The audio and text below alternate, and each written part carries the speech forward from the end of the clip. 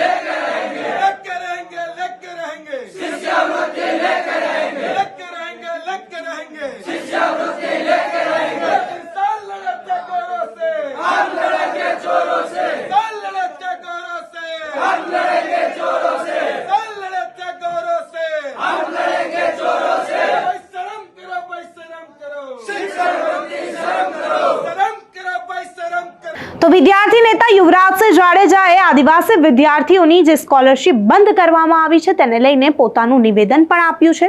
सरकार सामे पोतानो रोष पण ठालव्यो छे અને જોઈએ કે તેમણે શું માંગણી કરી।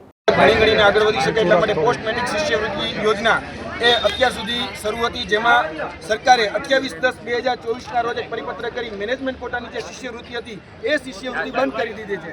અને આની પહેલા અમે બિરસા મુંડા કચેરી ખાતે ધરણા પ્રદર્શન કરી અને સરકારને ચેતવણી આપી ચૂક્યા છે કે 10 દિવસની અંદર આ શિષ્યવૃત્તિ જે યોજના છે ફરીથી બહાલ કરવામાં આવે, કેમ કે જોવા જઈએ તો આ આપણા ટેક્સના પૈસામાંથી આ બાળકોને જે શિષ્યવૃત્તિ મળે છે જેનું ઓલરેડી બજેટ પણ ફળવાઈ ગયું હોય છે, અને જે પ્રવેશ પ્રક્રિયા હોય શાળાઓની, કહી શકાય કે સંસ્થાઓની, એ સંસ્થાઓની તમામ પ્રકારની પ્રક્રિયા પૂર્ણ થઈ ગયા બાદ આ તુગલકી ફરમાન કરવામાં આવ્યું છે. અને આ તુગલકી જે ફરમાન છે એના વિરુદ્ધમાં અમે 28/10/2024ના રોજ જે આ પરિપત્ર કરવામાં આવ્યો છે એના વિરુદ્ધમાં આજે રાજકોટમાં એટલે કે સૌરાષ્ટ્રમાં જોવા જઈએ તો 10,000થી વધારે બાળકો એવા છે કે જે આ શિષ્યવૃત્તિના માધ્યમથી ભણી ગણીને આગળ વધી રહ્યા છે, શિક્ષિત બની રહ્યા છે, દીક્ષિત બની રહ્યા છે. ક્યાંક ને ક્યાંક સરકારની આદિવાસી સમાજ વિરોધી માનસિકતા હોય એ સ્પષ્ટ થાય છે, કેમ કે આ જે યોજના અંતર્ગત જે કહી શકાય ગ્રાન્ટ આપવામાં આવતી હતી એમાં 75% ગ્રાન્ટ એ કેન્દ્ર સરકાર આપતી હતી અને 25% ગ્રાન્ટ એ રાજ્ય સરકાર આપતી હતી, અને તેના માધ્યમથી આ આદિવાસી સમાજનું બાળક આગળ ગણી શકે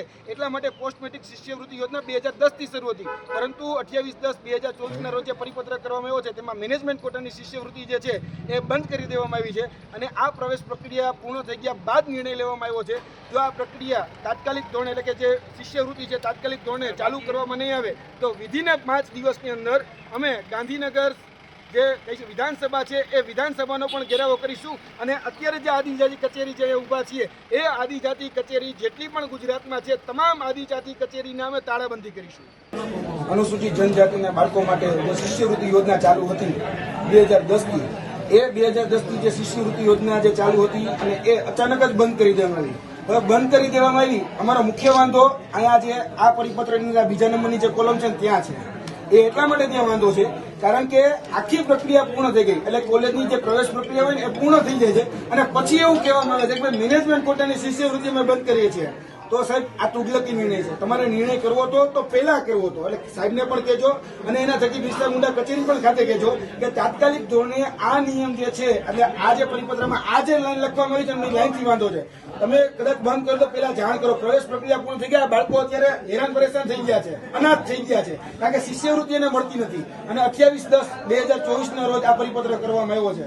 એટલા માટે કાળી પટ્ટી બાંધીને 28/10/2024ના દિવસને અમે કાળો દિવસ જાહેર કરીએ છીએ. તાત્કાલિક ધોરણે જો ખેંચવામાં નહીં આવે તો યાદ રાખજો, અમે સ્પષ્ટ અત્યારે તમને કહી દઈએ છીએ કે 10 દિવસની અંદર અમે તાળા લઈને આવશું, નીચે તાળાબંધી કરીશું. તકલીફ ક્યાં છે તમે એવું ઉપર જાણ કરો, ઉપર જાણ કરશો એવો ખબર પડશે, નકર નથી રાખી. હા, એટલે અહીંથી પછી એવું ન થાય કે સીધી કચરા પેટીમાં જેવું ન થાય, ખાલી ધ્યાન અમારી પર શ્રદ્ધા રાખીને જઈએ છીએ, નહીંતર અઠવાડિયામાં તાળું લઈને આવશું ને આ મીડિયાની સામે કહીએ છીએ કે આવનાર દિવસોની અંદર અહીંયા. તમને શું લાગે છે આ વિરોધને જોતા શું સરકાર આદિવાસી વિદ્યાર્થીઓની SC OBC જે પણ લોકો આવે છે તેમની સ્કોલરશિપ ફરી એકવાર ચાલુ કરી આપશે? તમને શું લાગે છે અમને કમેન્ટ કરી ચોક્કસથી જણાવજો, તથા અમારી ચેનલ નિર્ભય ન્યૂઝને લાઇક, શેર અને સબસ્ક્રાઇબ કરવાનું ભૂલશો નહીં. આભાર.